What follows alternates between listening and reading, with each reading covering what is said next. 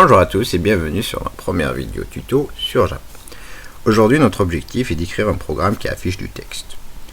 Pour cette vidéo j'utiliserai gedit et compilerai en ligne de commande. Si vous êtes sous Windows vous pouvez utiliser Eclipse, ce que j'utiliserai probablement lors de mes prochaines vidéos. Donc pour commencer il faut qu'on crée un fichier d'extension .java.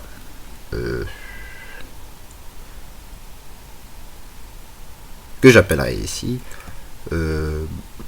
bonjour.java. Voilà. Et il faut savoir qu'en Java, les programmes sont constitués de classes et de blocs à l'intérieur de ces classes. Et pour déclarer une classe, il suffit de faire classe.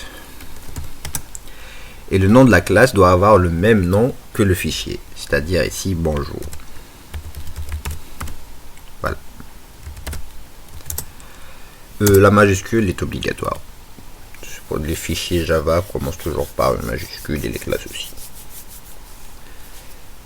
Et dans cette classe, on peut avoir des méthodes, notamment la méthode principale, celle qu'on utilisera aujourd'hui, et que vous utiliserez tout le temps quand vous voudrez faire un programme Java. Et la signature de cette méthode est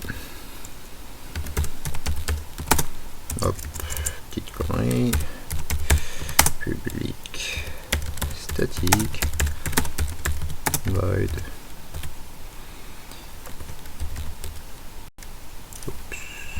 qu'est-ce que j'ai appuyé, désolé.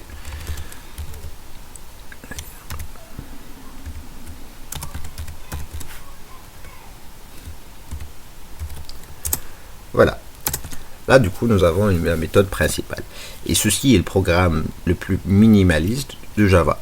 C'est un programme fini, mais qui fait rien. C'est un programme qui peut être compilé, mais l'exécution ne fera rien du tout. Et nous, on souhaite qu'il affiche un hello, par exemple, ou un bonjour. Pour cela, on appelle une méthode qui est dans une classe prédéfinie système.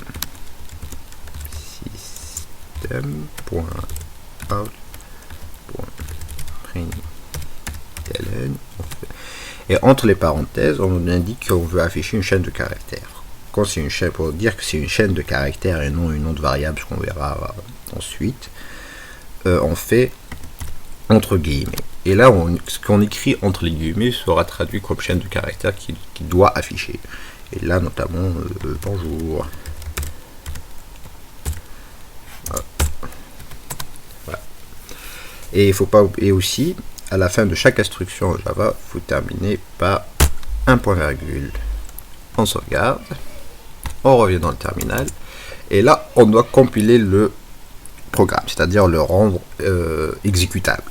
Pour cela, on utilise la commande javac, et le nom du fichier à compiler est ici bonjour.java, et ça a compilé. Une fois compilé, on remarque qu'il y a eu un bonjour.class qui a été créé. Le voilà. C'est un fichier qui a été créé lors de la compilation. Et pour exécuter, il suffit de faire java bonjour et ça nous affiche un joli petit bonjour. Voilà. L'objectif de cette vidéo est atteint. Vous pouvez évidemment faire d'autres systèmes .out.println, par exemple, je sais pas moi, ce que vous voulez. Je m'abonne à cette chaîne.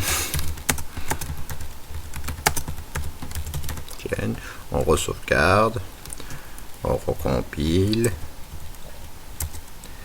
on réexécute, et voilà. Et voilà, j'espère que ça vous a plu. Ma prochaine vidéo sera sur les variables. Si vous avez des remarques, n'hésitez pas à me les faire. Je prendrai soin de faire mieux la prochaine fois, surtout au niveau de la voix.